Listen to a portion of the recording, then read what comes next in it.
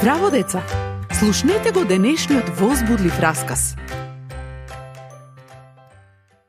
Љубопитен сум да дознам што се случило со Јона. Ако бил паметен, ќе го послушал Бог и немало да се обидува да бега од него. Дури немало да си ја навлажни целата облека. Бог сака да спасува. Затоа Јона требало да оди во Ниневија. Изгледало дека неговото животно патување завршило. Ако не беше Господ, тој сака да спасува. Дури и Јона. Затоа испратил многу особена подморница само за него. Огромна риба пливала близу до неподготвениот нуркач и го проголтала цел. Јона поминал 3 дена и 3 ноќи во стомакот на рибата. Во длабочината на морето, неговото бегство од Бог завршило. Го повикал Бог при најголемиот очај. Господе, ме фрли в море. Сите бранови ме обвија. Помислив дека ќе умрам, но ти ме спаси. Ти благодарам, многу. Ќе го направам тоа што ти ми го кажеш. Бог го слуша секого. Те слуша и тебе, кога си тажен.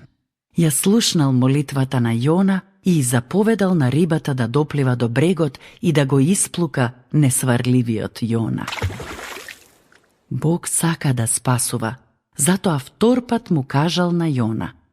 Јона, оди во големиот град Ниневија и проповедај им го тоа што ќе ти го кажам. Јона отишол. Слушајте, Бог ме испрати кај вас. За 40 дена вашиот прекрасен град ќе биде куп урнатини. Тоа е казна за вашиот грев. Затоа што сте лажговци, прељубници и измамници. Бог гледа се, вие убийци и кратци. Згрозени, луѓето слушале. Проповедта на Јона им зборувала директно на срцата. Во право е. Сгрешивме против Бог. Што да направиме во врска со тоа? Заповед на царот. Никој не смее да јаде или да пие. Покајте се за гревовите и повикајте го Бог. Може би ќе не слушне. Престанете да бидете неправедни и почнете нов живот.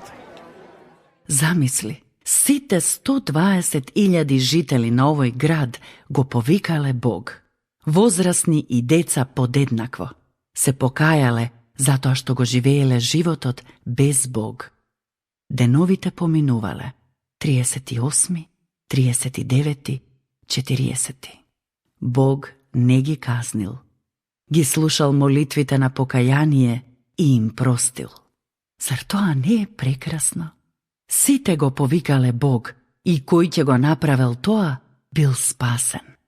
Само кога би се случило тоа во нашето село, нашиот град, Бог сака да спасува тебе и многу други луѓе. До следното слушање. Ако сакаш да не контактираш или ако имаш прашање, пиши ни на radio7kids@gmail.com. Чао!